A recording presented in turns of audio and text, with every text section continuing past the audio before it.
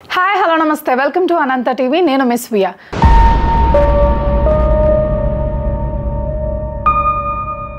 పారిశ్రామికవేత్తగా రాజకీయవేత్తగా ఉండి ఎమ్మెల్యే కనుమూరి రఘురామకృష్ణంరాజు గుర్తింపు తెచ్చుకున్నారని ఆంధ్రప్రదేశ్ ముఖ్యమంత్రి నారా చంద్రబాబు నాయుడు తెలిపారు. ఏపీ అసెంబ్లీ డిప్యూటీ స్పీకర్ పదవికి రఘురామను ఎంపిక చేసిన విషయం తెలిసిందే. సభలో డిప్యూటీ సీఎం ప్రకటన సందర్భంగా సీఎం చంద్రబాబు మీడియాతో మాట్లాడారు. రఘురాంపై సీఎం చంద్రబాబు ఆసక్తికర వ్యాఖ్యలు చేశారు. రఘురామకు కల్మషం ఉండదు. విశాఖపట్నంలో గల ఆంధ్ర యూనివర్సిటీలో మాస్టర్ ఆఫ్ ఫార్మసీ చేశారని, డిస్టింక్షన్లో రఘురాం పాస్ అయ్యారు. ఎడిబుల్ ఆయిల్లో కూడా ఆయన వ్యాపారం చేశారు. అప్పట్లో సిరీస్ ఫార్ములాను ఆయన స్థాపించారు. డిప్యూటీ స్పీకర్ 2019లో నర్సాపూర్ ఎంపీగా పోటీ చేసి గెలిచారు. ఏదైనా ఫ్రాంక్గా రఘురాం మాట్లాడతారు. కల్మషం ఉండదు. ముందు వెనుక చూడకుండా మాట్లాడతారు. ఎక్కడైనా తప్పులు ఉన్నప్పుడు కుండ బద్దలు కొట్టినట్టు చెబుతారు. అదే రఘురామకు ఇబ్బందులు తెచ్చింది. జగన్ ప్రభుత్వం ఏపీలో టెర్రరిజాన్ని స్పాన్సర్ చేసింది. అధినేత నిర్ణయాలతో విభేదించినప్పుడు కావాలంటే పార్టీకి దూరంగా ఉంటారు. అయితే రఘురాంపై జగన్ ఏ విధంగా కుట్ర పన్నారో చూసాం. ముందు బెదిరించారు, తర్వాత భయపెట్టారు.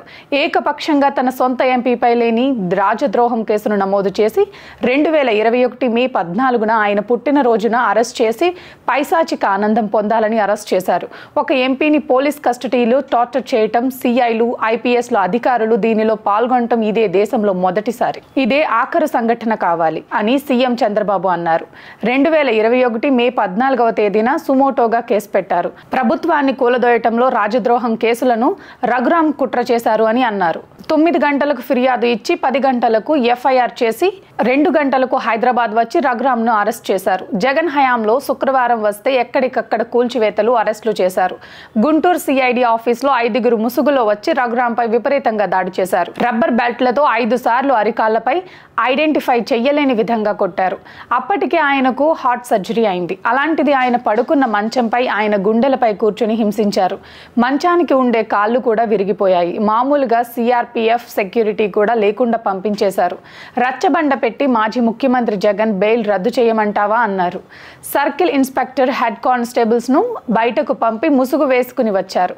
సాయంత్రం వరకు కోర్టులో రఘురాం కేసును విచారించకుండా ఆలస్యం చేశారు. ఆ రోజు సాయంత్రం 5 గంటలకు గుంటూరు కోర్టులో విచారణ చేయించారు. కస్టడీలో కొట్టిన విషయం కోర్టులో చెబితే మళ్లీ కస్టడీకి వస్తావు, చంపేస్తామని రఘురాంను బెదిరించారు. మెజిస్ట్రేట్ వద్దకు వచ్చాక ధైర్యం చేసి రఘురాం ఆయన కాలు చూపించారు. ప్రభుత్వం, ప్రైవేట్ ఆసుపత్రులకు పంపి రిపోర్టులు ఇవ్వాలని అడిగారు అని సీఎం చంద్రబాబు గుర్తు చేశారు. ప్రభుత్వ ఆసుపత్రికి తీసుకువెళ్లి ప్రైవేట్ ఆసుపత్రికి తీసుకెళ్లకుండా రిపోర్ట్ను తారుమారు చేసి రఘురాంను జైలుకు పంపారు. ఇదే సమయంలో ఏపీ హైకోర్టులో కూడా కేసు విచారణ జరుగుతోంది. మధ్యాహ్నం 12 గంటలకు కోర్టు సమావేశమైంది. రిపోర్ట్ అడిగితే సాయంత్రం 6 గంటలకు ఇచ్చారు. రఘురాంని తీసుకురాలేమని పోలీసులు మొరాయించారు. సుప్రీంకోర్టు వెకేషన్ బెంచ్ లో కేసు వేశారు. హైదరాబాద్ లో మిలిటరీ ఆసుపత్రికి రఘురాంను రిఫర్ చేశారు. అప్పుడు కూడా మొరాయించారు. ఆయనను తరలించకపోతే తెలంగాణ చీఫ్ జస్టిస్ నియమించే న్యాయాధికారి సమక్షంలో పరీక్షలు నిర్వహించి రిపోర్ట్ ఇవ్వాలని అన్నారు. మిలిటరీ ఆసుపత్రిలో కూడా మభ్యపెట్టే పరిస్థితి చేశారు. సభ్యతగా ఉండదని ఆ వ్యక్తి పేరు చెప్పడం లేదు.